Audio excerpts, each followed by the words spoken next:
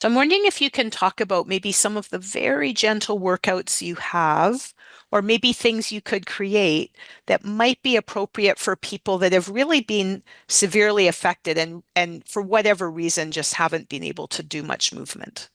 Absolutely. I mean, I always say just start really small. Few minutes, that's it. And just Hmm. movement.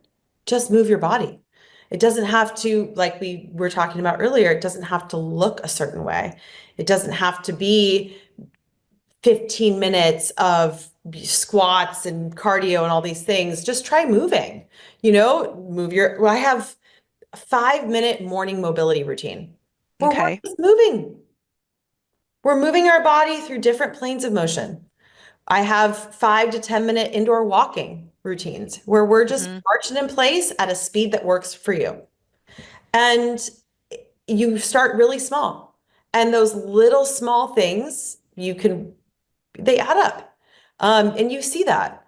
And also, I think, for people that are really new and just starting out, maybe start with 5, 8 minutes a few times a week. Doesn't have to be every day. You want to kind of notice how your body tolerates it, leave space in between for rest and recovery, and go from there and see how things feel and how they build. I always suggest keeping activity journals if that's helpful so that you can kind of Hmm. piece together a program that's not too much all at once. So I have everything from, chair exercises for beginners, 5 to 10 minutes, seated stretching, standing stretching, morning mobility, evening mobility, simple stretches that you can do, standing yoga. You've done a lot of my mat-based workouts. So I Hmm. have everything from short to long, Pilates, beginner friendly.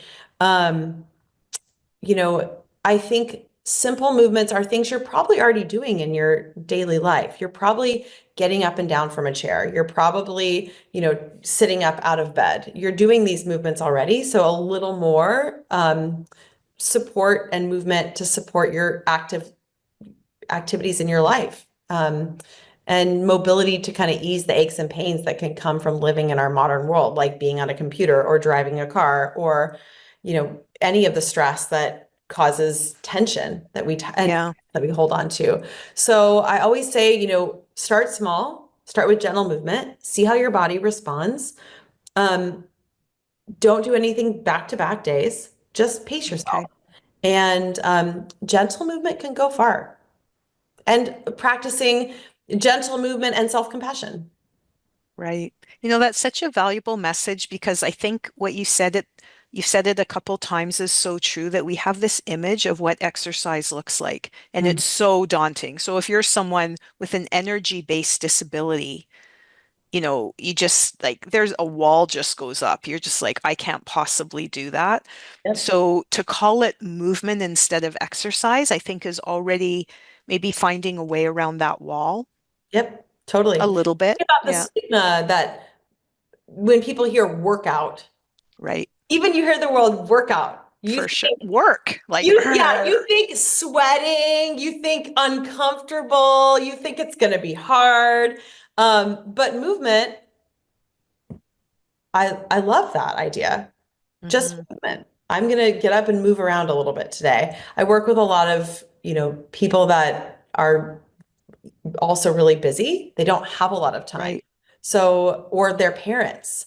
5 minutes of stretching goes really far because it's that one little ounce of time in their day where they take a pause and they just check in with themselves physically, mentally. They move, they Hmm. breathe, they release some stress, and then they can carry on to all of the other things that they're juggling on their to-do list. So, you know, that's not a workout, but it gives so much back to them. And it's movement and it's exercise. So I Yeah. think, yeah, dropping the stigma and maybe changing the language around Hmm. exercise, having to having to look a certain way and just allowing movement to be whatever it is that you need for that day. Again, you do you. I love Yeah. it.